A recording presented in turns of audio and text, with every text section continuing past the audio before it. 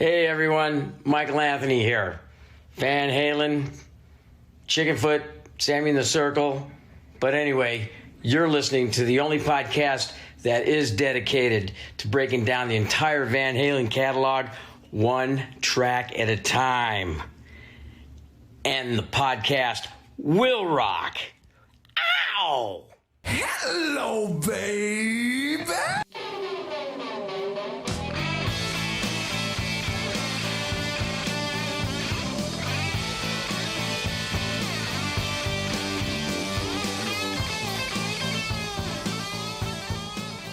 What's up, all you rockers and rockettes and everything in between? Welcome back to a new edition of And the Podcast Will Rock. That is right. We are the show that dives into the catalog and discography of one of the greatest rock and roll bands of all time, Van Halen. And we do it one track at a time. You know the drill if you've been here before, and if you haven't, welcome. I am your co-host, Mark Kamira. With me, as always, Corey Morissette. Corey, how are we feeling? Are we feeling rockish or are we feeling power ballady? Oh, I tell you, we got some tremendous news in the world of Van Halen this morning. Ryan Powell was the first one to break it for me. I'll save it for the news segment, but it made me deliriously happy. And actually in Canada, I think it might be getting released right around my anniversary. So I've already put the hint in to my wife, but of course we'll talk more about that. But needless to say, a couple of big Van Halen things happening today. And we're being joined by one of our favorite guests, and we're going to go deep into some stats tonight, and I'm really looking forward to that. Why don't you introduce our very special guest? You've seen him in the chat or the Twitter feed, likely. Very vocal, very opinionated. Sometimes those opinions clash with my own, and that's okay. We encourage that. But I'm sure he will not rest until I finally give credit where credit is due on Van Halen 3. That day will never happen, but he's going to try his damnedest, I'm sure. Welcome to the show, our patron and our loyal listener, Chaz Matavs. Chaz, how you doing, sir? Hey, guys. Thanks, Mark. Yeah, man, I'm doing well, thanks. Great to be here. Always to be a fun here. time. Always a fun time. You know, I think I've given up on the Van Halen 3 thing, you know. After having spent so much time with your data, I'm convinced beyond the shadow it does not deserve any of the, it's like other types of works that I've endeavored to listen to. It's of that same category where there's effort involved. You really have to approach it as this was a statement, this was a period in time, and you really have to sit down with it. You have to work at it, and you have to in other words, you don't rock with something like that. So no, I think I'm done. I think I'm out on that argument. Well, I'm tapping out, man. He's tapping out of the argument, but he mentioned something interesting. He spent a lot of time with analyticals. Chaz, if I'm not mistaken, man, you've got something you're ready to share with everybody in terms of the analyticals of our show. You want to go ahead and dive into what's going on with that? I do, yes. I'll bring you my flavor of what I'm calling now Chazalytics. As we were lurking around in the Discord earlier, I gave what was it, a Chaz Mephisto. So I'm running with it. You guys have inspired everything I've done. So, and being somebody with a marketing background as well, I would say that, the best ideas have already been, taken. So just, steal from the best. So that's what I do. Sure. All credit to you guys. So what we've got here, you guys did your show a few weeks ago and you had your spreadsheet. I was in the feed and I watched. I was lurking. And I saw the spreadsheet and I said, hey, Corey, give me that spreadsheet, man. In my day job out in the world, I work in data and analytics. So data science, data analytics, data visualization, data storytelling, kind of my wheelhouse. And so I was like, you know what? I can jazz up the podcast Will Rock data. And so we've got a couple things to look at real quickly here. This one is a story, and it's done using a technology called Flourish, and it's a data storytelling tool. But what I've done is basically taken your spreadsheet and all that data. And the first thing I did was I kind of cleaned it up. It was a little dirty, as we talked about last week or so. We were talking about the categorization, right? What songs are boogies? What songs are swing? What's heavy metal? Things like that. So we cleaned up the data first, and then I actually enriched it. I added some stuff to it. So I went out and got, our IAA rankings. Like, we added a column in your spreadsheet to say, was this a single or not, right? Because once you've got all that data about how people voted, right? Did they vote things up in terms of, what dreams are made of at the end of the show, right? Or is this dream over? Did they vote it down? Once you've got these, kind of binary statistics, is it, good or bad, right? Or, yes or no, you can enrich that data and do a bunch of other things and start making inferences and start talking about this data in a way that perhaps we hadn't before. So what I did was I jazzed it up a little bit using these tools. The first one we're looking at here on the screen is called Flourish. And this is just a visual story.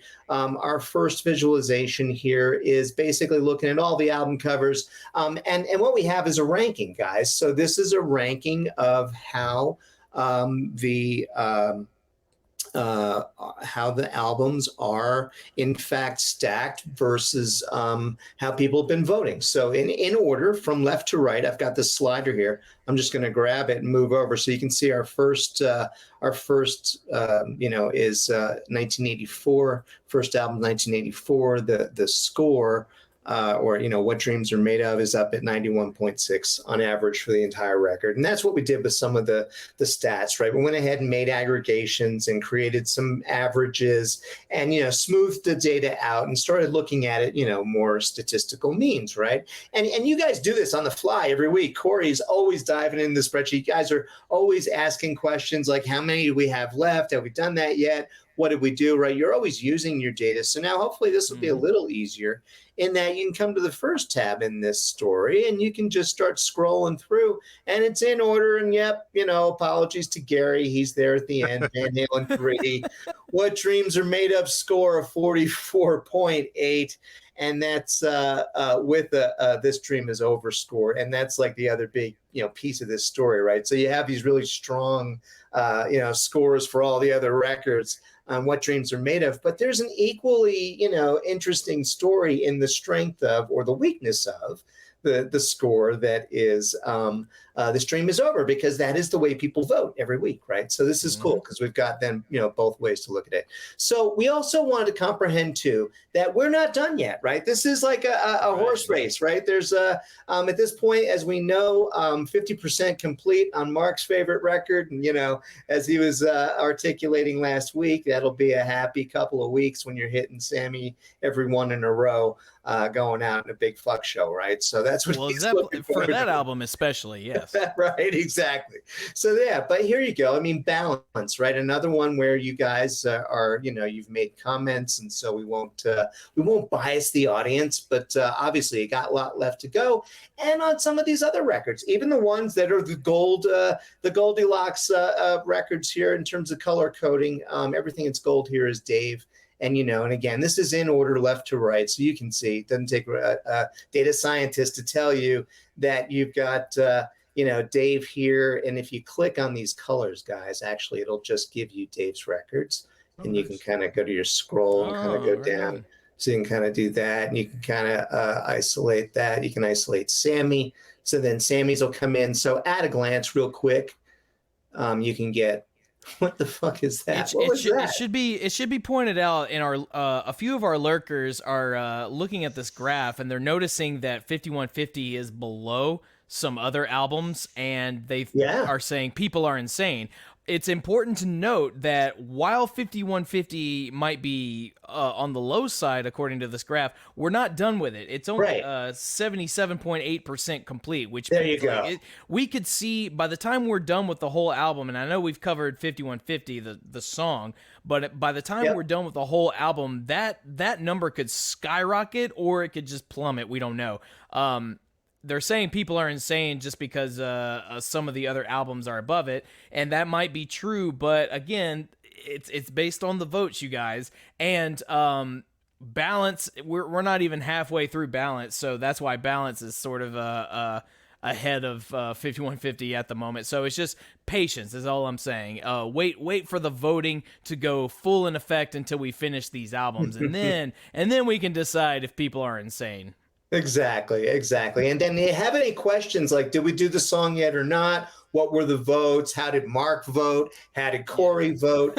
Come out to tab 10 and just type in anything up here in the search. This is a really robust search. So it starts out blank, but, go ahead, use my hand. I won't look. You can go ahead and type in anything here, whether it's a song, whether it's, an album, whether it's a musical style, whether it's, you can just type in Gary and you start typing in. There you go. Everything we've done and everything look at we have it. The black. So you just type in Gary. Yeah, exactly. And so look at your color key. Right there you go. So you guys clearly know how to use your analytics. So that's at tab 10. So I'm going to power back to 1 where we were. So again, you get the idea of what we're doing there. Now we've got some other stuff that you might want to, watch what you're imbibing in before you start messing around with the filters on this one. But this one is what I call the twig and berries. But now this is essentially looking at everyone that you guys have done to date, right? So every song that you've reviewed by album, what the dreams are made of up here in what I call the berries. And then you got the twigs down here. The stream is over. You hover over this stuff, you'll get the statistics on the individual songs. And looking at oh my god! So yeah, I know the listeners can't see what we're looking at right now, but let's just say, like, for Gary's section, there's the color of red is the dream is over, and we're just looking at a block of red. Yeah, and so go check out the episode on YouTube. You'll be able to see all the graphs on the YouTube version. Yeah. It's all there, you guys. So you can look at all vocalists this way. So again, that's the twig and berries. This one's just fun. This is the wheel. You can go take a look. The bigger the slice, the bigger the score. And I did this one color coding just to kind of, draw it out. Look at that. So far, based on what you've reviewed, those are the scores. And that's a big black wheel at the moment. So again, keep in mind that you've got a bunch of, albums in state. You're how many shows you got left on this? There might be a 32. Quiz afterwards, Scott. Okay, so there you go. Right? Yeah. So bookmark now. And but anyway, this next one here. Yes, this one. Scott brings up said a great Inside point. killed 5150's album, and he said it's amazing how one bad song can tank a percentage, and he's right. Yep, 100%. Yeah. Yeah. So this one you can come out here and take a look at. Mark, we were looking at this one last night, and you were like, I don't know about the circles on that stuff. Okay, it did not look like what I'm looking at right now. It did not look like that. So there was a transformation. There were just, okay, thank you, because those circles, I was like, I don't understand what I'm looking at right now. And that's it, right? So good analytics is supposed to be at a glance. You get it, right? So this one's supposed to show the concentration pretty clearly here, right? The lower the this dream is over score, the higher the score for what dreams are made of, it's going to cluster. And that's exactly what's happening. So again, Goldilocks is hogging the primary quadrant up there, but we're not done. Look at the bottom though there. Now what you got, this is more than just the studio albums. I took also the tracks from the compilations. And I noticed today, thanks to the news, that Humans Being wasn't in the list. So we'll add that there too, because you haven't done it yet. But that down there at the very bottom, that's the best stuff. And that's Sammy. So it's real interesting. And so you want to dive in deeper when you get questions on that stuff. It's where you come out here. You can take a look at it, and you can look at their scores by vocalist. And this is kind of a spectrum now, looking at how have the songs that you've listened to, how are they performing by category, right? So this is why I was saying the categorization is important. So what you have on the y-axis or on the rail, right, is the musical style, and then across the bottom, it's what the score was, and you have color coding for each of the artists. But look at the clustering in the, look at it like a football field, or look at it between 80 and 100, and particularly 90 and 100. Look at the concentration. First of all, everything on the left side of this graph, guys, what color is it? I mean, it is Black, which is who is it? David Lee Roth. There you go. And that's exactly it. Let me get Sammy out of there. Let me get Gary out of there. That's Dave's spread. So, clearly the popularity of Dave, if nothing else, guys, and you can see there's a narrative in the dashboard, right? I've written a story that goes along with this. But the bottom line is, as you interact with the data, it becomes very apparent that, right, this is at this point, given everything we've listened to, percentages of albums, Dave is crushing it. You need some time to have the other guys come along, but Dave's crushing it by such a wide margin that I don't know that the gaps that we see can be closed, right? Because here's the other half of that. The graphs switch, and we look at, the scores for This Dream Is Over. Again, by artist, and you can see, who's more favored here to the left. And certainly, again, apologies. What I'm getting is this was a graph that Chaz wanted to show us. I guess why he believes and why everyone else believes that Dave is the superior vocalist based on this graph, because that's what I'm seeing here. I'm seeing is like, okay, you see how well we voted for Dave versus Sammy, and I feel like this is all just a ploy to get to point fingers at Mark and be like, ha ha, told you were wrong, motherfucker. And it's like, okay. Not yet, no. I keep saying that. Sammy, look, so you're going to see more red dots appear on this graph. But what we're inferring is the trend so far is that Dave's highs are so much higher than Sammy's highs at this point, guys. Right. Yeah. Unless we're talking, unless you're like the firm believer that, nope, Sammy's 10s out of 10s are in this, and, he's not there yet, and he's going to come back. That could happen. So this is where the analytics start to become fun, right? As we start to build incrementally every week, the story will continue to change and evolve. The further we go along, it will be fun or it'll be miserable. I'm not sure, because one of the main reasons why, and this is just a fact, the main reason why Dave is really leading the charge on these graphs is because we've reviewed more Dave songs. Oh, that's just the spin of the wheel. There's that. And then unfortunately not a lot, but there's a steady few of Sammy's songs that we've done that have been not the best. So right away, that's just going to, kill the average right away, in terms of voting for yay versus nay. It's true. And it'll be really interesting the further we go along when we start spinning a lot more Sammy, because Dave's running out. I might even predict we run out of Dave tunes before Sammy at this point.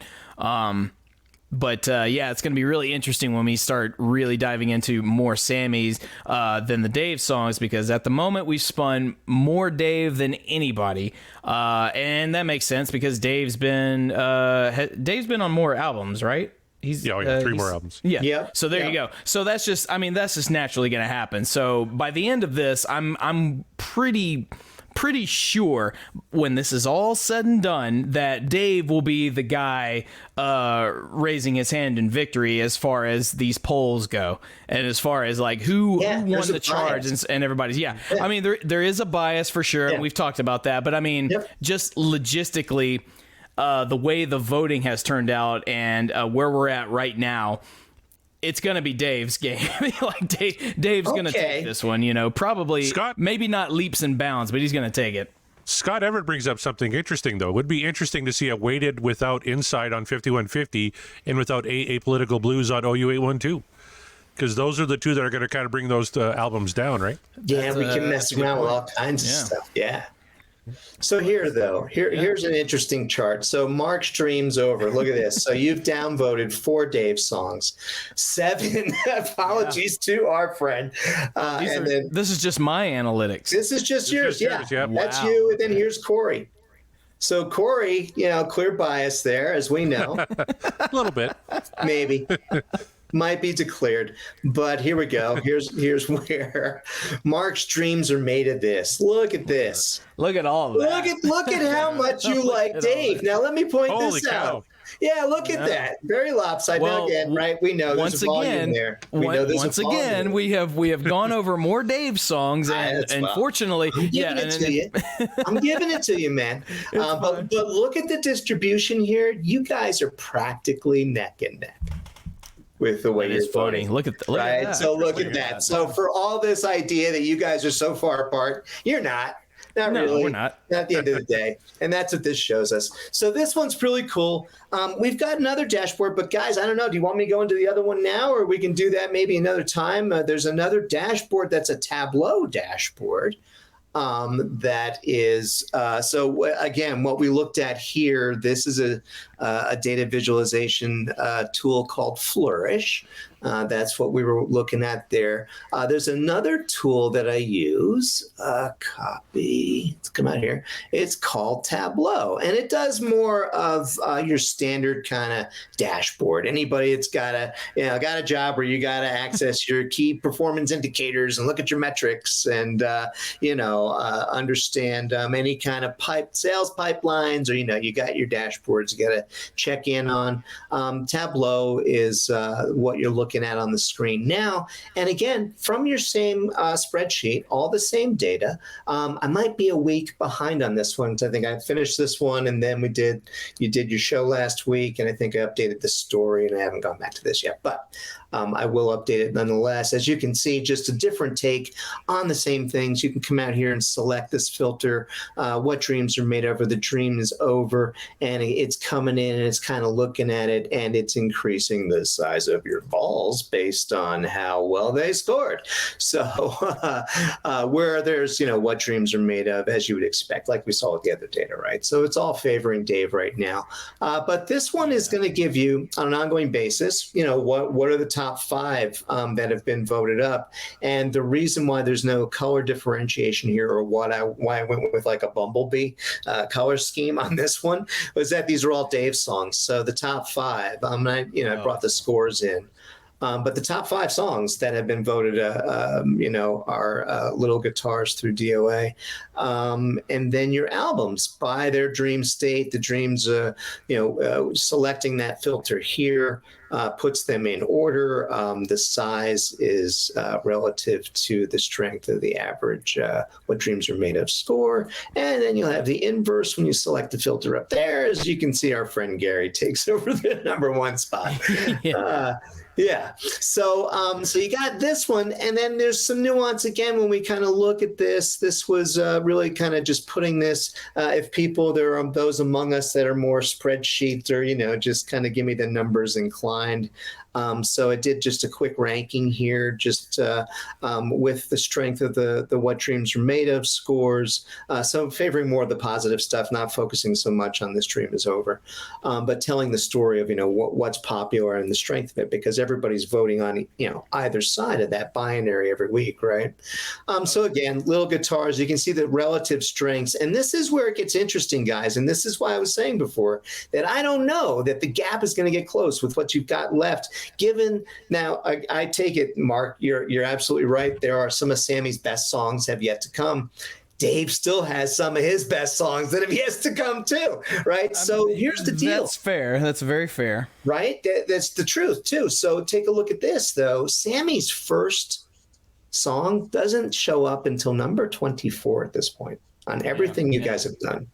Okay, so that's why I'm saying there's a really wide spread. And look at these numbers.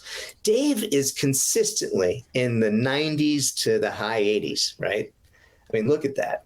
And his lows are not as low, again, as the others. So this is what, we won't spend so much time today going into it, but this is what this shows. This, again, now looking at it, the same kind of argument by musical style, the strength, again, of the highs of one guy versus the highs of the other. Look at this. For boogies, Dave's highs are at, it's 98% for, Take Your Whiskey Home. Sammy, what's in here? Get Up. And that's like, 77, it came in at 77%, right? So again, it's just like when you start looking at the filter and you start messing around, especially where there's heavy crossover, right? So because that's the other thing that this pointed out, doing this categorization showed that Dave was actually more diverse. He did a lot more musical styles than Sammy has. right? And that's just, straight up truth. But again, look at it. Now, here's the gap closed a little bit. And this is where Sammy's obviously got a strength, right? Pop metal. Sammy's top of the pops at this point. Why can't this be love at 87.9 versus Dave, Feel Your Love Tonight at 93.5 with what we've called pop metal, right? So again, this is where the kind of nuance comes in. It's like, what do we expect of these singers, right? Are they doing their job, bringing what they're supposed to? Are they clearly not cut out to do the blues, that kind of thing, right? This is what that kind of stuff shows. So that'll be interesting as, again, we get a complete body of work. That'll be great when this is all said and done. This one is just another take on your up-down voting, guys, so you can spend time arguing about that all day, but you're pretty closely aligned. And again, that's what those shapes were showing. These were just some funky graphs I threw out here to show the highs and the lows by artists and try and make something that looked like a Frankie, in terms of I see what you did there. Kind of a Frankenstrat, and then I had a bunch of stripes. So this is really just kind of a distribution to show relative to the center line, how closely distributed songs are relative to their beats per minute, which I thought was an interesting angle, trying to understand, was there a correlation between the speed of a song and its relative popularity? There is a slight correlation, but that's the only one, and it's very slight. More to the point, where songs were released as singles, actually showing more popularity. And I think that's just because there's more of an imprint, right, in people's minds. But that's pretty cool. And then anyway, this is just a summary of the songs left to go by album, and you can filter it if you select Dave up here, goes to all Dave songs here. You can check out those distributions, and then you can see what we have left. The filter came off. There we go. And that's just Dave's stuff there.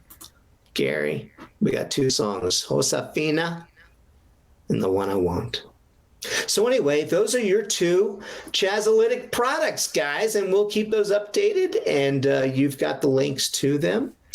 And it's been a real pleasure to deep dive in your data, man. To be able to have worlds collide, for me, just doesn't get any better. Well, we appreciate your work, man, and that's obviously you put a lot of time and effort into this, and we just want it to be said that we are appreciative of the time and effort, because those are very interesting numbers. But I'll be honest, it's discouraging on my part, just because it's like, wow, yeah, you guys, it doesn't matter how good the song is on Sammy's side. So many of you out there are just gonna downvote it because it's Sammy, and like the stats have spoken. Thanks to Chaz. So pretty much, sir. But now again, what are you gonna do? What are you gonna do? Well, listen, there's another visualization I'm doing. I'm not done yet, but wait, there's more. So there's more to come. This is an iterative process as we do these things. So sure. Again, yeah. I wanted to encourage, because our patrons have been participating with us as people get ideas for, hey, wouldn't it be cool if we could see, or as we were seeing in some of the chat here, I wasn't following as closely, but I saw some people throwing out questions. We can answer them. So contact me through Twitter, or we can talk at the end about how to get a hold of me, or get me, through you guys. But so Mark, to your point, there's a horse race here. And so at this point, right, again, there are some really strong horses coming up out of both camps. So, and actually Gary's got one more, I think, strong one coming. But anyway, I'll put that aside. Where the real battle is, there's going to be a war. So I'm going to have another cool visualization that'll kind of help you get to that place where you can understand, no, you know what? This is it's a race. And it's a marathon, man, at this point, right? It is a marathon. It's I don't have high hopes for one person in particular, and then the other guy is just dead in the water. But we'll see. Yeah, we'll see. There's a fight here. As you said, it's far from over. We've still got quite a few songs to go through left in the catalog. Not as many as you might have thought, but we still got a few. So you never know how the voting is going to go. But yeah, that once again, thank you, Chaz, for that, man. That's my good pleasure, stuff. guys. So if you guys listening in didn't see that, after this episode is airing, please go to our YouTube, check that out, look at the visuals that Chaz came up with, and you can get a better idea of what we're looking at in terms of the stats for the show. So once again, thank you so much, Chaz, for that. Should we just jump right into some quick news for you, Corey? Head on over to the vhnd.com. Lots of great articles on there, including a clip of Mammoth WVH performing on the Today Show. They did the songs I'm All Right and Waiting. I'm All Right is maybe my favorite track off the new Mammoth album. It's absolutely real fantastic. good. Hell yeah. Really great. So go check that out. I know one of our newest patrons, Janice, she mentioned that Mammoth was going to be on the Today Show, so I'm glad I get to watch these because I'm not getting up that early in the morning, not even for Wolfie. I'm sorry. That's what YouTube's for. That's right. There you go. Glenn Hughes fronted Van Halen. Hughes says it almost happened. That's right. Check that out on the Van Halen news desk. Wolfgang also names his favorite Eddie Van Halen guitar solo. And Mark, I'm assuming you haven't read this article yet. Do you know what song he picked? I have not read the article. I'm going to say he picked the one from When It's Love. How about the one from the most manifested song from you in the history of this show? Humans Being? Amsterdam. Oh, Amsterdam. Oh. Amsterdam is Wolfie's favorite. Technically, that's a proxy vote, but yeah, okay. Right. Yeah. Yeah. Also, the fourth episode of the Van Halen 1984 documentary dropped. I haven't had a chance to watch it yet. I can't wait. They've just been knocking it out of the park. The tapes archive on YouTube. Go check that out. The link is also on the Van Halen news desk. And I know he's had all sorts of issues with rights and everything. I just really applaud him for going through and finishing off the documentary because he's doing a fantastic job. But let's get to the big news. Dropped today. The Van Hagar era is getting a remastered re-release coming this October. The box set of all the Sammy Hagar albums will be coming, along with a disc of what they call rarities, even though there's nothing rare about them because it's the 3 tracks from Best of Both Worlds. It's Humans Being, it's Respect the Wind, it's Crossing Over, which we did on this show. So really not a lot of rarities Respect in the there. Wind. Oh. Yeah, Respect the Wind will be. Actually, there was a lost song from the Twister soundtrack that Sammy was hinting could be a part of this compilation, but it's not. So that was a big disappointment. However, we are getting remastered versions of 5150, OU812, For Unlawful Carnal Knowledge, and Balance. And the big question on our Discord server all day was, well, 2 of those albums for sure definitely don't need much of a remastering because they already sound fucking phenomenal, and that's For Unlawful and Balance. OU812 and 5150, However. we always kind of talked about the mix a little bit. Could use maybe more of a remixing in some of those instances as opposed to a remaster, but either way, it's going to be the best these albums have ever sounded. Coming out this October, even though Canadian Amazon is listing the release date for the vinyl version as September 22nd, which is the day before my anniversary. So I was definitely hinting pretty hard at the wife that this would make a great anniversary present. I'm willing to bet that the albums that don't need to be tampered with too much, they're not going to touch. They're not going to, they might touch it just a tad, but I mean, like, the consensus has been around for years at this point, which ones need the remixing, the remastering, and the ones that don't. And as you said, so please leave the fuck album alone. It sounds great. If anything, I guess make it louder. Sure, just make it louder. I guess that's it. Well, and Kevin has a great point. It also means you get to buy For Unlawful and Balance on vinyl without a second mortgage, which as someone who paid multiple hundreds of dollars for both of those records, I'm a little pissed off right now, but I totally get it. I mean, it's not funny, but it is. But I mean, like, see, this is the collector's dilemma. This is exactly why I have to not do that. As much as I love physical media, and I still have, like, every once in a while, I'll collect a really cool steel book of Blu-rays because I like physical media. But that is a slippery slope. I commend all of you guys out there that are collectors, near and far, because it's a commitment, and when you're really committed to it, you better hope it doesn't break your bank account while you're at it. But nevertheless, looking forward to those remasterings. That's going to be really, really killer. Moving along. Let's just go right into the last week. We discussed the track One Foot Out the Door. And we got an overwhelming response, which was an 85.5% What Dreams Are Made Of versus a 14.5% The Dream Is Over. I kind of anticipated this one was going to get in the kind of the thumbs up realm because it's rare, unless it's a Van Halen 3 song or just a Up for Breakfast, then chances are people aren't going to vote down too hard. But so there we are.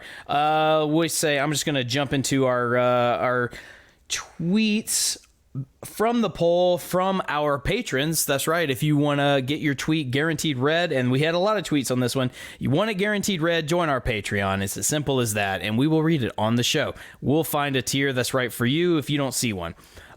Sean Geek and Fast Fret Podcast, that's our buddy Sean McGinnity, says, I literally don't care what anyone votes. This is one of my favorite Van Halen songs of all time, period. Is it weird? Fuck yeah. Does it have a kicking guitar solo? Of course. Is this Eddie in pure coked out of his mind brilliance? Yes. So you heard it here, folks. Sean McGinnity condones drug use as long as it makes the rock and roll sound that much harder. So thank you, Sean. Kevin Brown, and he's in the chat so he can defend himself if need be. He goes, nah, not for me. Just a last-minute filler track by the sound of it. There's nothing wrong with it per se, but it stands out as the weakest track on the album by a fair distance for me. Could have been interesting had they worked up the idea fully. So there you go. And there's a lot of people that commented on that particular tweet as well that let's just say didn't agree with Kevin, but there you are. Ryan Powell says, I am known for never downvoting a Van Halen song. When considering One Foot Out the Door and the Dark Synth Prelude, which are a combined 0 to 9 so far in my bracket, I have to consider that this is not a song so much as an intense bookend to their most intense album. He goes on to say, while essentially a song fragment when viewed on its own, and consequently does not compare well against other songs in the Van Halen catalog, in the context of the masterpiece of Fair Warning, it holds up amazingly well. That's a mouthful. He goes on its own, it's frustrating that it fades out just as Eddie is getting going, but it's perfect that it fades out the solo to end the album the way Mean Street's intro solo fades into to begin it. It's a conclusion of the intensity that started with Mean Street and makes a great closing counterpoint to that amazing introduction. Ultimately, even at 0 to 9, my streak remains intact. # what dreams are made of. So a lot to say for Ryan to go, yeah, it's an intense bookend. It's not so much a song. I assume he means, he said what dreams are made of, so he had to give it the thumbs up. But I feel like he was stretching in that explanation, but maybe not. Maybe you can explain yourself in the chat there, Ryan. But Rava Flav says, I tend to skip over the intro and then onto One Foot Out the Door. I never skip it. Agreed. A filler song that sounds rushed to completion and rushed to production, and Ed Solo saves it, except I think this is a great swinger. An homage to Dave's idol, Jim Dandy Mangrum. So Rava Flav, yeah, there you go. He's got a new perspective on it. Scott Monroe says, this is a weird two-headed Frankenstein's monster that feels like an appropriate closer for the album. My What Dreams Are Made Of vote, however, is mainly based on nostalgia. In high school, we had an English class project that had something to do with famous literary figures. My group made a video with a camcorder. It opened with 2 minutes of a classmate portraying Henry David Thoreau wearing a yellow hooded raincoat because it was drizzling outside. That just sounds like Georgie from It. But he says, he strolled through a yard, stroking his chin, ponderously observing trees and birds and stuff. We all float down here, Georgie. That's what he said. And guess what I dubbed over as the soundtrack to Thoreau's Stroll? That's right, Sunday afternoon in the park. It got laughs during class presentation day. The plotting synth is what I'm here for, while the half-baked song that comes after is fine as an album outro. I get it. I completely get it on that one. I'm not gonna fight you too hard on it, so. Our friend Josh, Fat Man on Guitar, says, I saw Van Halen perform Sunday afternoon on the Fair Warning tour. One cool thing, the way the synth kind of pings along with the big drum hits was from Eddie pounding on it. Analog synth could do some weird things that digital can't, and this one is what dreams are made of. Cool stuff there. I'm envious because I never got to see any of Van Halen live, so that's another story. Scott Everett says, probably the most fitting way to wrap up Fair Warning. A crazy synth line with Ed blowing minds with that guitar solo. My only complaint is that it isn't longer. So there's another pro. There we go. Let's see. Greg Zito says, incredible guitar solo over a mediocre track. You can tell this was rushed. I have to agree with Mark. The dream is over. Yay! Finally, somebody willing to admit it. This is fine. And it's not like I absolutely hated the song. I mean, I went into it. I went into my reasons why, so it is what it is. Our buddy Tarm Armbruster, and he's in the chat as well, said, if that ride out solo was any less gonzo, it might have been over. Could it be what bad dreams are made of? So, are you calling this song a nightmare, Tom? Explain yourself. You're in the chat. In my head canon, he's calling this song a nightmare. So, there you go. All right. Moving forward. New to the patron, Janice. Our friend Janice says, no, I don't want this to end. I love the podcast. So, she is reacting to something we said on the show, as opposed to actually voting how she feels about the song.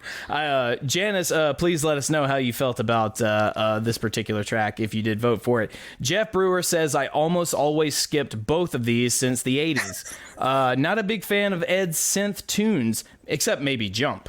The instrumental is unspectacular, and the synth line in One Foot Out the Door is just there. Corey's right, though, about Ed's great solo saving the song, so upvote. I don't agree with you about the synth. I think synth is awesome. Synth is life, and get yourself checked on that, Jeff Brewer. Nevertheless, I respect your opinion. And then finally, we got some asshole named Chaz Mataz saying, Drunken Rager, this is the dangerous Van Halen Dave's father warned you about. In your face, and we don't give a fuck. Total filler, still killer. Ooh, he's a poet, this Chaz Mataz. Man, this song, you know what? It's so friggin' bad. It is classic. It is hardcore. And that's why it's my dream. Because Van Halen could do whatever the hell they wanted by this point with this audience. And they were like, hell yeah, it was us, right? So, yeah, I can remember this coming on at a party and like the girls like, what the fuck? And we're all like, ha, ha, ha, ha. Like, you don't get it. It's time to hit the road. You know, I mean, oh, yeah, you know. God, yes, the memories. This one is just, yeah, talk about a closer, bring the house down. Yeah, it's so bad, it's great. That is a that is an opinion. That is a perspective, and I respect it. But there it is. Jeff, I know you're not a fan of the synth tunes, Jeff, but I don't know. Yeah. And Tom says Sunday is dark and heavy like a nightmare, so there you go. Like a nightmare, yeah, so there you go. Yeah. Thank you all so much. Again, if you want your tweets, and we had a lot, if you want your tweets guaranteed read, join the Patreon. So, Corey, I think it's time to get to our favorite segment, don't you think? Oh, should we manifest something here tonight? I know the manifestations on the Discord have been busy. Mm-hmm. It has been, yeah. I don't have the Discord pulled up at the moment. Let me... I got it. Don't worry. Oh, you got it? Okay, cool. Yep. So Chaz kind of, was a little controversial today when saying how much he hates humans being. Yeah. And went into detail why because as part of that Van Hagar remaster, digitally they released Humans Being Remastered, which... again, I think it was Ryan listened to both back to back for quite a bit, and he noticed a small difference, but not a big one. But then Chaz went off on why he hated that great song, and then he went and manifested Spanked and said that was a better song than Humans Being. To at which point I'm going to institute drug testing on the show because you got to be on something, dude. Yeah, I just think now I'm questioning these analytics you put together because man, I don't know. Those Dave markings were just a little bit too high. Like, you outed yourself by dissing Humans Being so hard. How dare you? All right, don't come down here and test the footballs for air either. So no, here's the deal. Are you? You know what? Was that a shot against the Patriots? I think so. Shots against the Patriots now? Are we doing that? Oh, you don't want to go down that road. This is all above board, man. Look, that song sucks straight up. Humans being, come on. Oh, I thought you meant spanked. Oh, Spanked, come on, man. Spanked. You know as well as I do, and every other man listening to this show, and you know exactly what they're talking about in that song, and you're embarrassed. That's why you're so damn ashamed of the song. I have never called up anybody on the spanked line. Come on, 1-900 spanked. Come on. Jeez. I lived in New York. I sold magazines. Those numbers were everywhere. I had friends who almost put their parents in through bankruptcy because of their phone bill. Come You're on, really showing man. your age now. yeah, I know. Yeah, I was gonna say. Right. That's when you had to have purpose. We have some listeners that go like, "Did he say magazines? What is that?" Magazines and telephones that had cords, right? That you had to take like landline telephone. right, take it into the next room, sit behind the door. I mean, think about it. You had to be committed to those lines, man. Yeah, I think Scott's thinking. Yeah, Scott.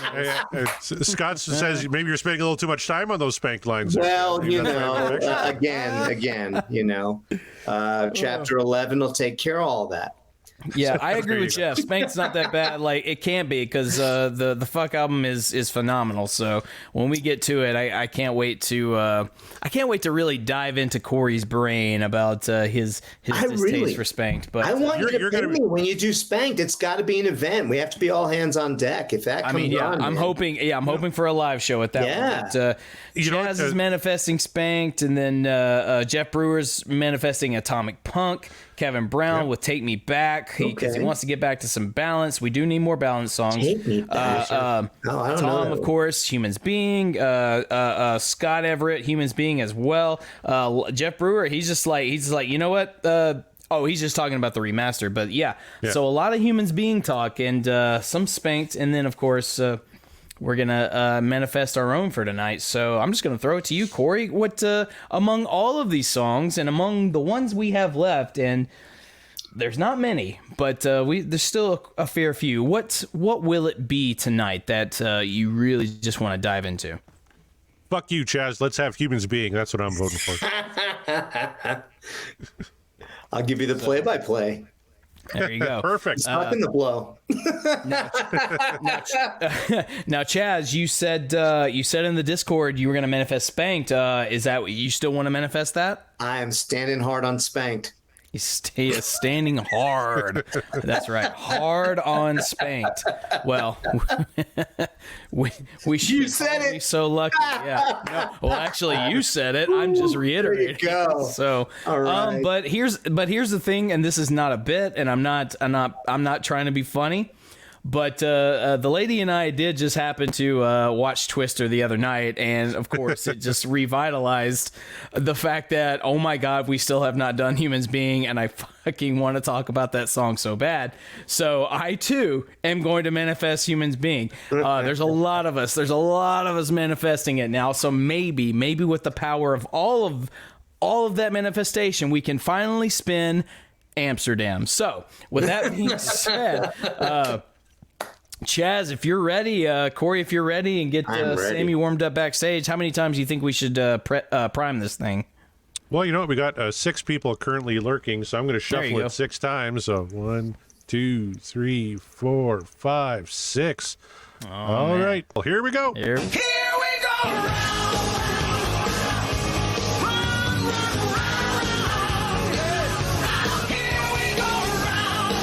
Oh, instead we're going to get So This Is Love from Fair Warning. So This Is Love, and no, we're not talking about the Cinderella song. We're talking about Fair Warnings. Yes. So This Is Love. So, hey, all you pro Dave people, here you go. One more for you. Man. Oh, and you know what? Should've This is known. actually the last song we have to cover off of Fair Warning. We finished our first album. Whoa! Oh my God! Hey, who had Fair Warning on the bingo card of which one we would finish first? Because I guarantee you, none of you had Fair Warning. I certainly. You know what that didn't. means, Mark? We were thinking about what should we do for a live show in August. We have our August live show. We're going to rank Fair Warning with all of our patrons coming up some weekend here in August. Wow, what a journey! And Fair Warning. So, oh yeah, damn. Sure. Before we started the show, Fair Warning was one of the Van Halen albums that didn't get a lot of rotation in my sort of personal listenings to. Obviously, the songs that I liked, wanted to, I liked and was ready to talk about them. But the album as a whole, I don't think I ever gave it from start to finish a full listen. So diving into, there you go. Chaz has got the album in its record vinyl format. And did you buy that when it was released, or is that just a find later? So that's a find from my daughter as of this last year. But yes, I had it when it came out, and it was totally destroyed by the time that disappeared. At some point, yes. It happens. At the before-mentioned parties, yes. That's the look. Like I'm a firm believer in physical media, kids, but that's the price you pay. Is that when you use said physical media very often and a lot, it's going to wear and tear, and eventually you're going to have to replace said physical media. So, but keep it alive. Keep it alive. I'm talking about your movies, your music, everything. Just keep it alive. But yeah, Fair Warning. Really. Any full discussion, any sort of real thought I've given it has been because of this show. So it's cool. It's cool that this is going to be the first full album that we have finished in this journey, because I could have sworn it was going to be Van Halen 3, and I was kind of hoping it was going to be Van Halen 3, but here we are. We finished Fair Warning first. Oh, will Chaz take our rankings and make them into pretty graphics? Here's hoping. Yeah, man. He likes making graphs, so hey, there you go. Just and get Tom on is him already about calling the that. Yeah, he's saying there's already a spot in the song that's going to make me mad. Okay. All right. So full disclosure, I don't have much of a history with this particular song, so I'm going to go into this pretty damn fresh. So whatever happens, happens. Does anyone on the call or in the chat know what this song was originally titled? Oh, I do not. No. Well, it was actually Poison used the same title for one of their albums, with the wrong parentheses. They had a different parentheses, but it's they named one of their albums this title that was originally this album here. Tom says he doesn't. Everyone on the call looks a little confused. Open up and say Nope. Flesh and Blood. Oh, Flesh and Blood. Okay. Yeah, and then in parentheses, banana oil. All right. Okay. Yep. That was Dave, right? That was Roth. That was probably Roth. Yeah, definitely Roth. And yeah, that meant something. Definitely Flesh and Blood. That's right. Flesh and Blood. There's probably a cartoon or some kind of doodle that goes along with it. Yes.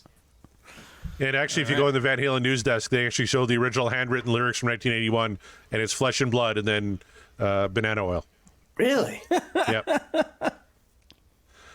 And now Kevin is hungry for Flish, because that was the typo. Scott was typing so fast he thought he was going to win something. Flesh and Blood. Flesh and Blood. Kevin wants a Flish T-shirt. It's a T-shirt. Flesh and Blood.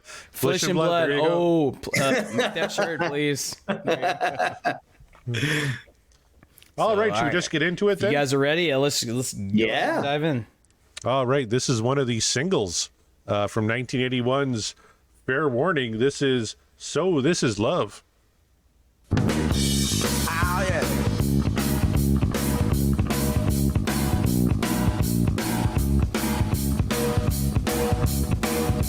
Check me out on the good side here. When my baby's on the corner and she's looking so fine, put 1 and 1 together and it blow my mind. Man needs love to live. I'm the living proof. Catch that smiling eye at the roof. Big double take, but you keep on walking. I'm in love. Once over, I'm overdone. This is love. All right, there's the part that Tom was talking about that makes him so mad. They fade the bass line. Yeah. Yeah. I noticed that too. I was going like, wait, what's it? It almost sounded like the song was coming to an end as you began it. And I was like, well, wait, what the hell is happening? God, what year did this come out? I mean, it's been that long. Every damn time this song comes 81. on, I'm like, come on, what? Why do they do that? I mean, it drives me insane. Yeah. Don't know why. I don't know. But now, Mark, These lyrics, Mark. Sure, let's talk about them. Come on. What do you think? Leading up to, even through. So this is love. Come on. Need your lovin'. Come on, baby. Take me home. Evidently, and I don't know if this was true in his personal life, but I've noticed a pattern in a lot of his lyrics that Dave was fond about singing about ladies of the evening, let's just say. Because, I mean, my baby's on the corner and she's looking so fine. Like, yeah, a man needs love to live. I'm the living proof. Yeah. I was like, okay. So, look, I'm not here to kink shame. And if you got to, pay for entertainment, then go ahead and pay for it. But, yeah, I'm noticing a pattern with a lot of Dave's lyrics. And look, you may not enjoy Sammy's alien space talk, but he's not talking about hookers all the time. This is poetry, though. Come on, poetry, really? Come on, poetry. Okay. The way he delivers this, the swagger, this is just so classic. This is exactly what you expect from the best of Van Halen. I feel like a lot of that swagger is coming from the fact of the swing and the music, though. Right? It's quite easy to sound pretty damn cool when the music is already sounding pretty damn cool, and all you got to do is follow. Catch me on my good side. Yeah. If you can follow and keep up, then it doesn't matter. You could be literally scatting nonsense like Dave does sometimes, and people will be like, "That's the coolest shit ever." You know what I mean? A man needs love to live, and I'm living proof. Come on, man. He's there. Yeah. He's like, come on, ladies. Yeah. Exactly. To me, these are some of his most brilliant lyrics, actually. The way he just tells this story, it just unfolds. I love this one. He does have a way with words to paint a portrait, that's for sure. So even if his and I've conceded that notion, even if he is painting you a portrait that's not so glamorous looking, it's still a portrait, and it's still pretty perfectly manifested in your brain. He's good about doing that. That's true. I give I give Dave all the props in the world for that. All right. Yeah, and Tom, we have that common ground now on the bass line. Yeah, absolutely. Yeah. Oh, yeah. And then Kevin pointed out what I think of as Dave's horny 15-year-old lyrics. Yeah. All right, let's keep rocking. Your loving, come on, baby, take me home. I need your loving. I'm just getting born. Going out my way, know my way around. The grass is no greener, and there's plenty around. All the other girls, they be put to shame. Over the edge, and here I stay. Got me on pins and needles, and she knows. She's mine and he let go. This is love. Ooh, I need your love. That snare, come on, the brown sound. This song, guys, yeah. Ooh, doesn't get better than that when you're trying to describe what does Van Halen sound like. Come on. Right it's there. got that great, It's got that great blues swing to it too. It's like ZZ Top-esque in a way. How ZZ Top blues and made it party music, right? This is kind of that influence. Yeah, I was absolutely going to say Billy Gibbons definitely coming through on this one, and that's something that, quite honestly, your show really got me to appreciate how big a fan he was of Billy Gibbons. And I'd always kind of known it because I'd seen some stuff, but really, as you guys listen, yeah, man, and people pointed out, Billy Gibbons was all over it, the first 6 records. Yeah. 100%. When you can hear the bass, there's a lot of cool shit that that Michael is doing, and the bass, the low end does come up a lot more as the song has progressed. So, and shout out to Alex as well. Like, there's a lot of cool stuff happening in the rhythm section, and I guess it really has to, because they're the ones keeping the song alive. Because it's a swing style. So, like, that's all rhythm. That's all, your percussive sort of instruments keeping the flow. Not to take away anything from Eddie's guitar playing, but right now his guitar playing is not really at the centerfold. No, and when you play this song, I mean, I play this one with my band. We mess around with it, and you're doing the finger picking, and you're kind of getting that feel, and you're kind of pulling the strings out, and then when you get into that swing, man, the song just rocks, and your singer really needs to be in the feel of it, right? This is a song that is all about the feel when it comes to what he's delivering. Yeah, it's the swagger. It's just like, this is, again, just kind of classic like statement of what this band represented. Yep. Tom in the chat brought up a cool quote from Wolfie where he said when he joined the band, he didn't want to do a bass solo. He said, "I've got the opening of So This Is Love, so I'm good." And that's it, right? I mean, yeah. I mean, people give Mike so much crap for Mike, but my God, I mean, his playing is phenomenal. I mean, it has always been. Yeah. 100%. All right, let's keep her going.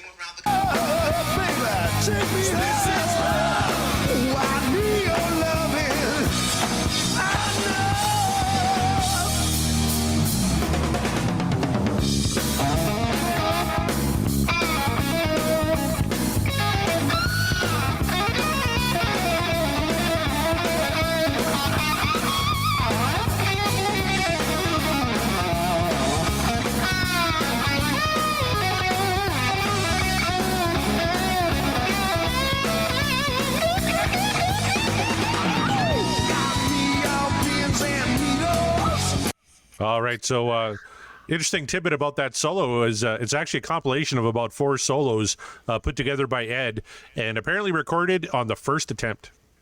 Oh, my God. I believe it. Yeah. Oh, totally. Yeah, I mean, I play my version of that, which is nothing like his. I can't do any of that rolling that he does in the middle part there. He's just kind of rolling over the fretboard, right? I mean, I can't even describe what he's doing there.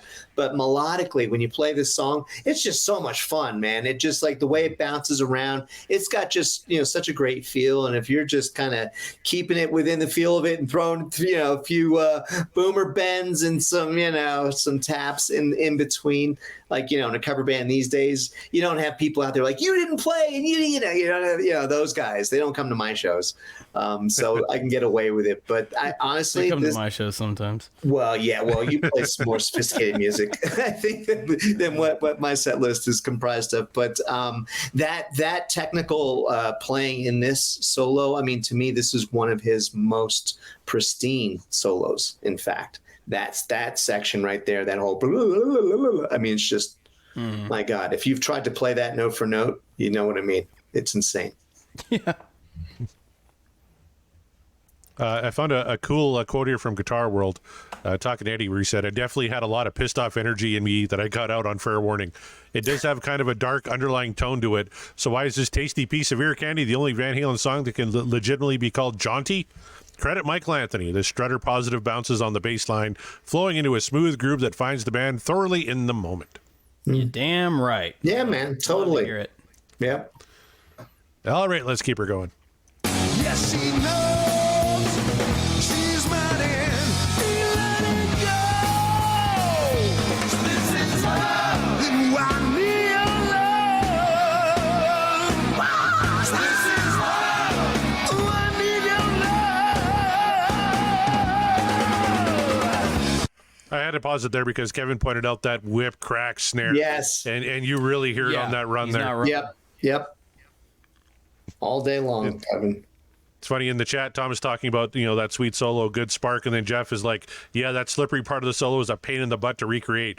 Kind of gave up years ago. Right. Yeah. That's what I was saying, Jeff. Exactly what I was saying. It's no not, way. I mean, it's not a testament to your guitar playing. It's a testament to Eddie's. It's his fingers, like, just the way he can move. Don't try to. He is often attempted to be replicated, but it's never duplicated. It's like it's imitated, rather, is what I'm saying. Yeah. I know what you mean. But even so, I guess to all guitar players, just know your lane and don't try, because like just don't, because like you're never gonna get the exact tone Eddie had, because you don't play like he does. Like nobody plays like that, and he just had tone of the gods in his hands. And there's a lot of guitar. There's select few guitar players out there that have that, and you can attempt it, you can learn it note for note all you want, but it's not gonna have the same feel because you're not the person playing it. So don't let that discourage you. That's all I'm saying, because like it's Eddie Van Halen. What are you gonna do?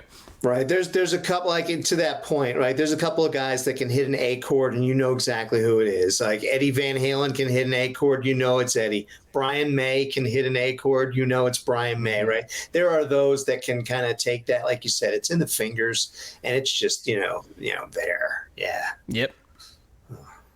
All right, let's keep going.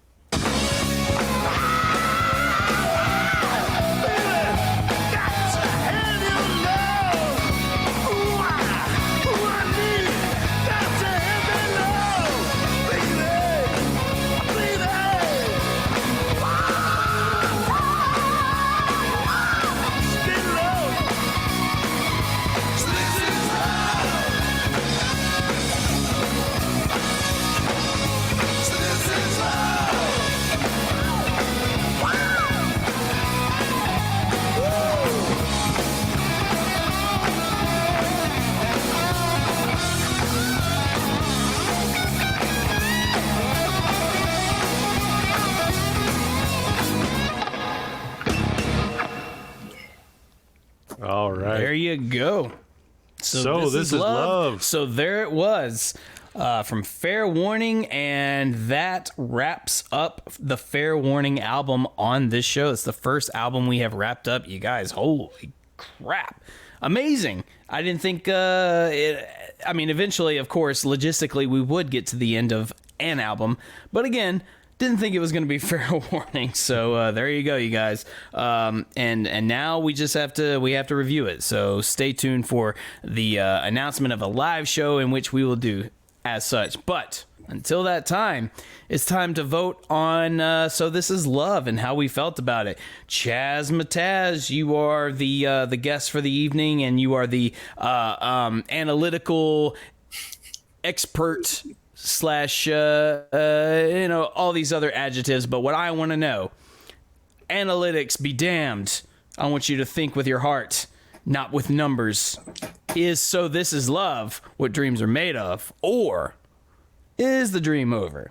Wow. So you want me to put all of my analytic training aside, all of the work that I do to make people data-driven so they can be insight-driven. You want me to go with intuition? Yep. You want me to read the tea leaves? Okay. I'm reading the tea leaves.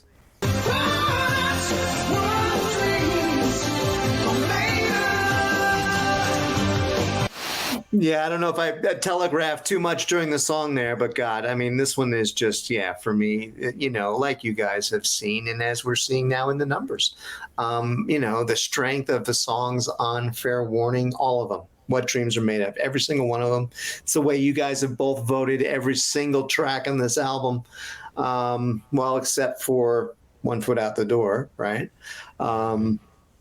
Yeah. So other than that one mulligan there, this is actually, just definitive of who this band was, what they meant to the partying people of the 80s when we were living it, man. This song was, this song was really much, was it, this is love. This is what we need. This is what we were all in it for, man. We picked up guitars. Why?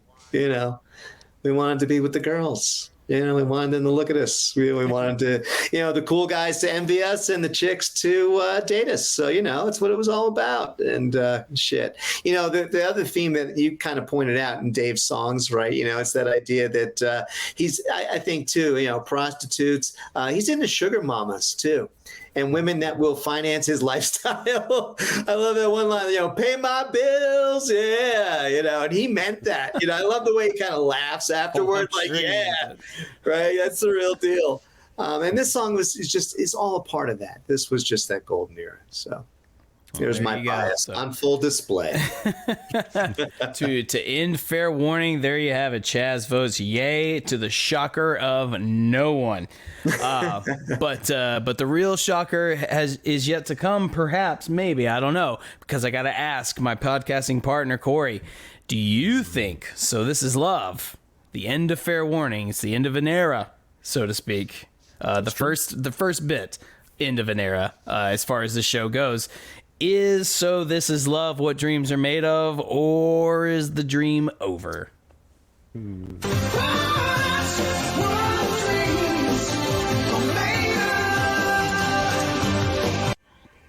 I'm a clean sweep on fair warning. I've upvoted every single song, and I don't feel bad about it.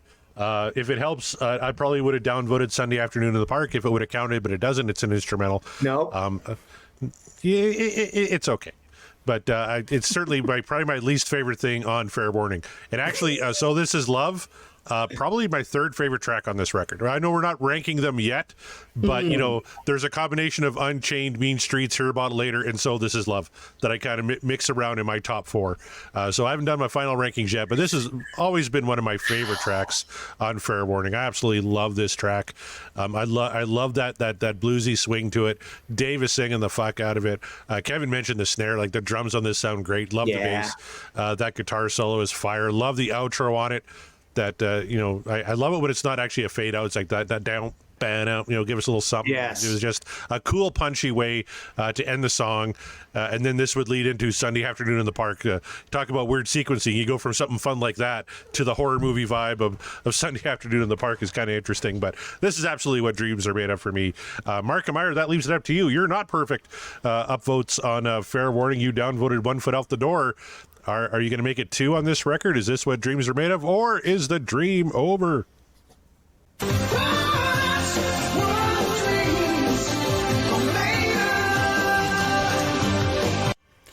Not that I wanted to end the first full album on the show on a downer, because I would have, and I was very close to. However, there were a lot of factors in this song that really sell the upvote. You know what I mean? Just getting it out of the way, Eddie Solo, and this is not the first time where I've thought the song was just kind of okay, but then Eddie Solo comes in and go, well, he saved it, so that's an automatic upvote for me. It's not the first time. It's happened several times in the show. Sometimes I've admitted it, and then sometimes it's just kind of been in my brain, like, well, if not for that solo. This is one of those where I was kind of feeling a bit kind of meh about it. Not to say that everything that the boys are doing isn't good, because it is. But I was just like, how often am I really going to find myself going back to it, revisiting it, and feeling good about that decision? That's the thing. Those are the kinds of things I think about when I decide to upvote or downvote a track. Is replayability. I'm big on that. Like if I can't go back to it and still feel something, then chances are that it's going to get a downvote. This one, however, was very, very close. But that solo saved it. I really love what the rhythm section is doing. I mean, is it that classic Van Halen swing style? Yes. Does that get old? Not really. Sometimes that depends on how it's treated vocally, how it's treated lyrically. And I'm a sucker for that, being a vocalist myself, so I'm gonna have a bias. However, as much as I want to poke fun at the lyrics for that one, or for this song in particular, and I can and I will, but at the same time, does it fit the narrative of the structure of the song? Yes, it does. And is the song adequate? Yes, it's more than adequate, actually. It rocks, it rips, and that solo just adds to it. So for that being said, for all those reasons, although it's not a huge thumbs up, it is still a thumbs up. It is still what dreams are made of. So there you go. Full clean sweep. We have done fair warning. It is in the books. So, yeah. But we can't leave it alone yet, because now Corey wants to play his favorite game. How many times did they play this song live? How many times did they play So This Is Love? So This Is Love. All right. Because Chaz did all the work on the analytics, let's go with you, Mark, for stealing my fucking bit as the game show host and ruining my night. We're going to start with you. Mark and Meyer, how many times did Van Halen perform So This Is Love? Well, I'll bring back your. I'm sorry I ruined your night, but I'll bring it back to you because I'm gonna guess very horribly. So This Is Love. I think they probably played this thing maybe 80 times. 80 times. All right. Chaz Mataz, remember, Price is Right rules. Got to be closest to the actual number without going over. How many times do you think they performed So This Is Love? I'm going to go a little higher on that one. I'm going to say, how about 175? 175. Yeah. Oh, I'm sorry. Chaz Mataz, you went over. It was actually 159 times. Damn. Wow. First time they played it, May 12th, 1981, at the Halifax Metro Center in Halifax, Nova Scotia. Oh, man. The last time they played it, July 3rd, 2008, at the Festival de Tête de Quebec in 2008. Boy, Canadians love that too, I was man. about to say, There's yeah, something is this about like it. an exclusively like Canadian tune? Take like, off, you guys eh? eat this shit up, yeah. You hosers are into that one, eh? That's right, eh? We love ourselves some swingy rock, eh? Well, Look, it's just so upbeat and feel good, right? The only I've got distant relatives that are. I've got Quebecers that are distant relatives, so you would think this would play to my sensibilities a little bit more, but no, not so much. Maybe it's too much of that American influence. I don't know. My vocalist had to be sold on this one too. I don't know what it is, and then we eventually dropped it, so we're not playing it anymore because it's just one of those songs that if the feel's not there and the vocalist just isn't into it, can't embody that. If this is a particular song that you either have this song, you have to embody that spirit that we were talking about before. This is a very much a Dave swagger song. Yeah. And if you're good at that, then you're gonna pull it off no problem. All right, case in point. Would Sammy do well with this song? I don't think so. And Sammy, I think, is a great singer, but I don't think he would have done well with this particular song because that's not his style. He doesn't do blues well, and he doesn't do blues rock well, or as well as Dave anyway. Look at what he did on Apolitical Blues. Yeah. Like that exactly. was So I mean, that's how you really feel. I mean, but at least, but I mean, the thing is, like, what Sammy does well, he does real well. But he's not a perfect 100%. singer. I'm not going to say he's a perfect singer. No. He's not. And where he does not succeed, a lot of times, at least based on our journey here, Dave does succeed. And this is a particular song that could not have been done very well without Dave. You would not have heard this in the Gary era, and if you had, you would not have liked it. I guarantee you wouldn't have, because I don't think Gary has that swing spirit within him. He might try, and he'll try his best, but I don't think it's there. Just like Sammy. Sammy could have tried, but I don't think it would have been there. I just don't think it would have felt like that. Yeah, but Tom brings up a good point. Would Dave have pulled off Apolitical Blues better? No, that was such an oddball I personally song. don't think so. Yeah, I don't. Yeah, it is an odd song. So you can tell that one didn't come from the band, right? That came from. Yeah. That's the worst of both worlds, if you will, on that particular thing. So say what you will about it, but yeah, it's. But I understand your vocalist's perspective on that. And it's like, because he may not feel like he has that David Lee Roth swagger, and if he doesn't have that, if no singer has that, they are not going to pull off a song like this very well. So right, it's like you see those guys that are doing those really intense Van Halen tribute bands where the guys dressed up and they all look like the part and all that, and that's But let me put it to you this way. I live in Nashville, and I have seen the Broadway performers always, and lots of times most of them do songs that are well out of their not even vocal range, just their range of, like, this is not your lane. This is not a song you should be doing because you don't have that sensibility. Right. Like, do not do a Steve Perry song if you cannot hit the notes like he could hit them. Yeah. Do not do an Axl Rose song if you don't have that little bit of Axl Rose swagger. And also, why are you doing Guns N' Roses on Broadway?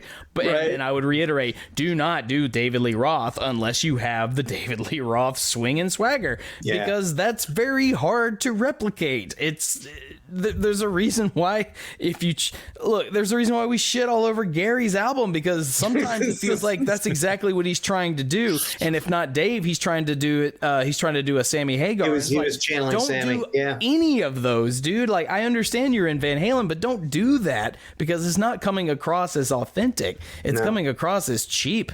So, and we already know, like, he's already established himself in a great band like Extreme. He's got nothing to prove. So don't do that. And to the Broadway performers, don't do that shit either. Just stop. Just know your lane. It's cool to push the limits, but know your lane. And I'm saying that to myself too. Know your lane, asshole. You're not going to see me out there singing Usher songs. This is integrity, folks. That's it. But never. All that to say, there you have it. Uh-oh. Whoop. Hey, there you go. I was like, oh, are we entering a new You're going to bring that back again? All right. I was going to say, beautiful girls. I see what you're doing. Why? We just need a little something underneath during Mark's rantings. Under my, that's true. I Where's Kevin? function better when there's... Kevin's still here? No, he won't be for long. Left the chat. Beautiful Kevin girl. has left the chat. So. All right. Yeah, Lest we be sued about that, because that is one copyright suit I don't think we need to be hit with, because it's just not worth it. I would have rather heard them like do a duet with Brianna or something. I mean, just like, come on, what the hell was that, guys? anything. Seriously, right? I mean, seriously, anything else. I know. Anything other than that. They could have tried a dubstep edition of a song, and I would have been like, yeah. Oh my god. Well, somebody brought up Mark McGrath, right? So somebody brought up Sugar Ray. Somebody brought up So I heard the story of Mark McGrath. He was at least inspired by the Beatles. I don't know what the fuck inspired this thing. I mean, seriously, right? Oh my god. Yeah. People like Mark McGrath. You can talk shit about Mark McGrath all we want, but like whatever the dude did, like, I mean, yeah, he and his boys in Sugar Ray did something right, because they were on top of the world for a while, you guys. Hell yeah. And they did it with like multiple songs from different albums. It's very strange. You can't even call them one-hit wonders, because they were not one-hit wonders. They were several hit wonders from different albums. Yeah, man. Very strange how that works out, but hey, look, sometimes you just know your audience, you know who to placate to. And you know who knew their audience? Van Halen knew their audience. Even when the audience wasn't sure what the hell they wanted to listen to, Van Halen's like, we got you. You're going to enjoy it. And if you don't, then you'll enjoy something, and maybe a little bit later you'll enjoy the shit that we're putting out now. Put out the door. I'm hoping like the pro Rothers, anti Hagar guys will at least listen to our show, listen to some of the songs during the Hagar era, and go like, okay, that's not as bad as I originally had thought. There are some examples that are not going to help that cause, but I mean, whatever. No, but that has helped me. To your point, I'm one of those guys, so very hardcore Roth guy, but listening to the show and Sammy as well. I mean, I've got guitar picks from the Fuck tour. I'm a big fan of Van Halen through the years, but like I was realizing last week, as a result of this show and the stuff we do, looking at the analytics and stuff like that, if I'm being honest, about this hardcore Eddie fan that I am, when 5150 came out, I was really kind of taken back. I was like, oh shit, this is totally different. Oh my god, because the guitar tone was totally changed, and like the first song was not aggressive, and like what I was saying is, if they had put out Get Up as the first song, I would have been like, holy shit, the aggression is on. He's on fire. He's got something to prove. But like when they came out with the top 40 stuff, I was like, oh no. And so it took me longer to kind of get there, but I was there pretty quick. I mean, and was then a fan through the era because I was a fan of Eddie's. But I gotta say, it's just like the energy and the fire and the spunk from the first 6 records. Yeah, that was not there during that Hagar era. And I'm sorry, but Humans Being, for me, epitomizes everything that was the worst of that era. I mean, that solo is the god-awful worst fucking piece of shit he's ever recorded. In terms of a guitar solo from Eddie Van Halen, I mean, my God. My nephew, who was like, just learning guitar when he was 2, could do a better job in that scene. But anyway. That's a song for another day. Well, that's a take, and while I might agree with you that that solo is not Eddie's best solo, he's definitely he's not attempting the best solo ever. Well, that was my point. That was my point. He wasn't even attempting. None of them were. They were phoning that song in, and the Shine On, Shine On that comes out of nowhere. The lyrics to me, that song just is so disconnected, and so it was a bad period of time, in their lives and everything. It was just bad. We'll get into that more when we actually spin Humans Being, because there's a lot to be said about it. I love that Kevin mentioned that he got Gary rolled again, but we're not gonna. No, I would say you got Sharoned, motherfucker. That's what it is. I like the exact quote was, "I'd rather listen to a nun chewing her own leg off than that damn song again. I've been Gary rolled again." Why a nun specifically? I want to know. What nun is so desperate she's gonna chew her leg off? I don't know. But I'm telling you, whenever either yourself, Mark, or a guest goes off on a tangent, I'm playing the song as almost like the hook to get him off the stage. That's So basically, the next time this guy has the notion to start ranting, which is kind of what I do, and it's been known to happen. Get him Sharoned. I've been known to rant or two. You're gonna Sharon me, look, and Gary deserves that. He deserves that with the connotations of being Sharoned with that song. He totally deserves that. No apology. Well, with that being said, I think we found a new way to the next time Mariano decides to hijack the show. We know how to shut him up real quick. That's right. Just Sharon him real quick. It'll be fine. But, that's a story for another day. For now, though, give us a big hand to our guests and our analytical expert, Chaz Mataz, joining us on the show. Thank you so much, Chaz, for being a part of this. Thank you for your work on the graphs, on the charts, on everything, keeping us going. And I guess you got some new stuff, some new data to input with the completion of Fair Warning on the show. So I do, absolutely. Absolutely. So we'll keep it running and check in with you guys regularly for an update on where the horse race is at. And as new visualizations are created, I'll post it out to the Discord for the patrons, and keep it rocking, guys. But great job as always, and thank you for having me. It's a real pleasure to be here.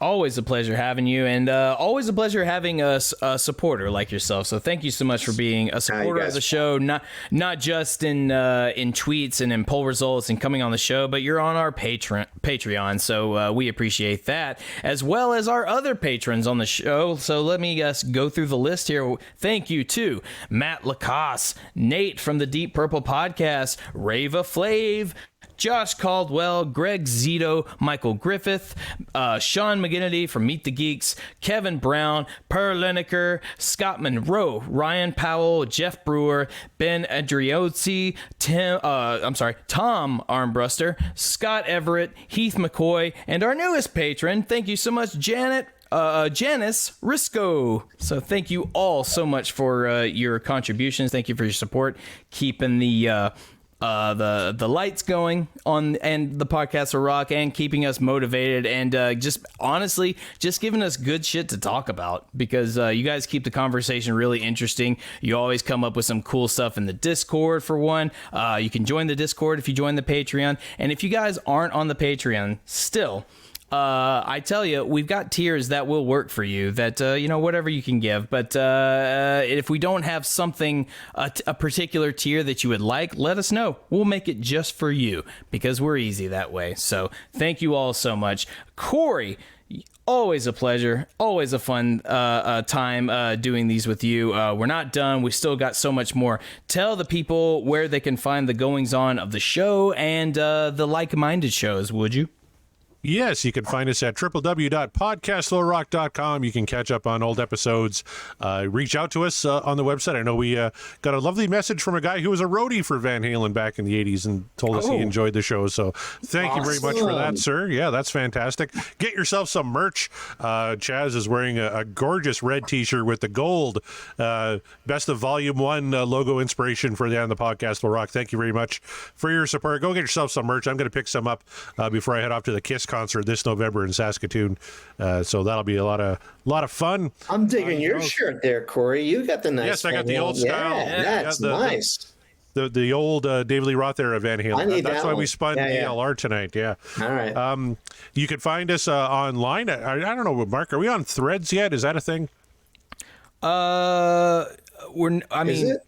We have an Instagram, but we haven't like committed to Threads yet. So all right, well, get on that. Come on, start pulling your own weight for fuck's sake. I'm barely on Threads myself, so okay. But we got Instagram, we got Facebook, we got Twitter at Podcast Will Rock. You can interact with us there. Mark, we'll leave the poll up longer, I think, this time. I think you pulled it down a little too quick this last week. We had a couple people ask, how long did you leave the poll up for? 3 days? Oh, see, I usually give them 5. So there you go. You're a little more, you're a little more hard-ass than I am. I figure we record on Wednesdays. All right. I'll give you guys the full week this time. You totally fucked up the stats. There you go. Great. I'm going to have to make an annotation on the chart. Thanks a lot. Great. Good job, Mark. All right. Way to go, Mark. Look, it's not the first mistake Mark. Not the first mistake I've had on the show, as everyone is, oh my God, Corey, before you continue, I have to stop you. And I have to go back and throw in a new segment because we didn't have just one poll this week. We had 2 polls. Yes. You see, well, we didn't have a poll. One of our listeners put up a poll that I saw that. Our friend False Premise had a poll going. The podcast Will Rock poll saying, do you listen to each episode to celebrate the mighty Van Halen, or to keep book on Mark's errors? And we had I will say we had an astounding number of 6.3% people keep books on Mark's errors versus the 93.8 of like we celebrate the mighty Van Halen. So to those and that was out of 16 votes. So to those of you keeping books on Mark's errors, please tweet me at Mark the Bat and let me know all the ways I fucked up for today's show. So I just wanted to point that out. Yeah, and let me know to Ridge Chaz Charles, and we'll build a chart and we'll put it in there. Mark's fuck ups. We'll have a nice little chart. And we can get the dates of the shows, and we can show the progression over time. Since False Premise put up that first poll, I'm just going to assume he's just going to keep it up again. So have at it, I guess. We'll integrate that. Yeah, False Premise. Reach out, man. I think we're friends. Yeah, I think we're so there you go. So anyway, continue, Corey. I'm sorry. My favorite Mark fuck up will always be you almost come very close to getting Tom's name wrong in the Patreon role. I think you called him Tim one week, and you almost did it again. Almost did it tonight, and I was like, nope, it's not Tim. It's definitely not Tim. So False Premise. Make sure you're keeping track of those too, because it's been like half a dozen times now, I think, Mark, where you've fucked up Tom's name in some way. I think you know why? Because when I see Tom, he just looks like an enchanter. And the enchanter from Monty Python and the Holy Grail's name is Tim. That's right. So that's what it is. Oh, God. All right. Well, you can also find us as part of the Deep Dive Podcast Network, which is slowly becoming the Corey, Kevin, Scott podcast universe, because between the 3 of us, I think we do like half the shows now on the Deep Dive Podcast Network. Let's run through them all. Man. Yeah. First off, we have myself and Scott Haskin do a little show called Backtracks Aerosmith Revisited. Myself and John Mariano do a show called Backtracks Theme Music, talking our favorite music in movies. Myself and Kevin Brown have just started a new show called The Ultimate Catalog Clash. Season 1 is taking a look at Phil Collins era Genesis. The first proper episode dropped this week, and I'm waiting for all my hate mail from the UK any day now, because I'm not kind to the proggy Genesis sound, and I'm sure I'm going to hear about it. Kevin Brown also does 2 fantastic shows, one being the Tom Petty Project, the other being Seaside Pod Review, a Queen podcast with his good buddy Randy Woods. Do not bug Kevin for downvoting 39, even though no one else on the planet can understand it, and I don't understand it, why he downvoted one of Brian May's greatest songs. Makes no fucking sense. But hey, Kevin, you do you, and enjoy all the hate mail you've been getting on that. He downvoted 39. How could you do that? It's the highlight of a Queen concert when Brian gets out there with the 12 string and plays 39 and gets the crowd singing with him. It's absolutely phenomenal. Kevin's just a thief of joy. He hates everything. I respect the fact that Kevin was just like, this one, nah. Yeah, fuck it, done, out. But I think he's been hearing about it online. So I want to encourage that. Please make Kevin feel as bad as you can for downvoting 39, and Randy for downvoting. As a representative of the Brian May Guitar Company, you'll find me actually out there listed on the featured artists on their page. For the United States of America, Chaz Charles is there with his Red Special. But I gotta say, you're not being. You need to revisit things. You need to reevaluate something. Something's wrong with your data if you're finding a problem with that song. Something's Find wrong some with joy your in your life, Kevin Brown. Find some joy. Let's keep it going here. Scott Haskin has a show called Uriah Heep, the Magicians Podcast. Nate and John at the Deep Purple Podcast. The Simple Man at Skinnerd Reconsidered. Terry T-Bone Mathley at T-Bone's Prime Cuts on the Other Side. Rye at Sabbath Bloody Podcast. Paul Joan David at In the Lap of the Pods. That's a better Queen podcast. I'm sure they love 39. Andy and Matt at Hawk Binge. Eric and Jonathan at Maiden A to Z. Daniel and Josh at Diary of the Madman, the Ultimate Aussie Podcast. Ben and Sam at Universally Speaking, the Red Hot Chili Peppers Podcast. George and Hattie at the Judas Priest Cast. Clay and Rye at North by South Podcast. That's Canadian music versus American music. It's a lot of fun. Greg and Jonathan at So Far, So Pod, So What, talking all things Megadeth. Quinn and Volume for All. Sav, Nick, Steve, and Mark at the Rock Roulette Podcast. Chaz and Greg are wrapping up regarding Lulu pretty quick. That has been an interesting experiment. Chaz, maybe real quick, tell us about regarding Lulu, because I can't listen to that fucking album, so I haven't heard too much of the show. That's why you've not responded to any of those texts. That's right. Yeah, 100%. Yeah, radio silence, crickets. So my friend Greg and I listened to Lulu by Lou Reed and Metallica. We listened to all 10 tracks. We did it every other week for like 2.5, 3 months, or however long it took. And holy shit. So we got through the whole thing, beginning to end. When I bought it in 2011, I thought it was the worst thing I'd ever heard in my life. Worse than John Lennon, Yoko Ono, Two Virgins, worse than Metal Machine Music. I mean, worse than a lot of predecessors. So, a lot of hype because a book came out. Lou Reed was a Tai Chi practitioner, and his spouse put out a book, a Straight Line, My Journey Through Tai Chi. And in it, there were all these, reminiscences from Lars Ulrich, and, particularly about, how great Lulu was and how it stood the test of time, and then he kind of went into kind of talking about what they went through recording that record, and, what it was all about, what it meant to Lou and what it meant to them. And I was like, wow, I don't think maybe I was as fair as I needed to be in listening to this thing, because it did become Lou Reed's last work. He died shortly thereafter. So the thing that really turned me around, though, and made us do this podcast, was we had heard through the grapevine that David Bowie told Laurie Anderson, Lou's widow, that this would come to be regarded as Lou Reed's masterpiece. This is what David Bowie said to her in all, like right after the wake, right after the funeral, whatever. So really in this one of these tender moments. So we were like, wow, if Bowie's saying that, we really probably need to revisit it. So my friend Greg and I, we did it. We sat through all 10 tracks. It was brutal. I don't want to reveal the outcome because it's meant to be out there and let you all go experience the journey with us at various points. Yeah, I don't know that we'll get anybody to ever go and listen to all 10 episodes. So we've got one more to go, and we're going to sit and we're going to listen to the whole thing end to end and go through our reminiscences with some of the 3 or 4 people who did listen to us the entire way.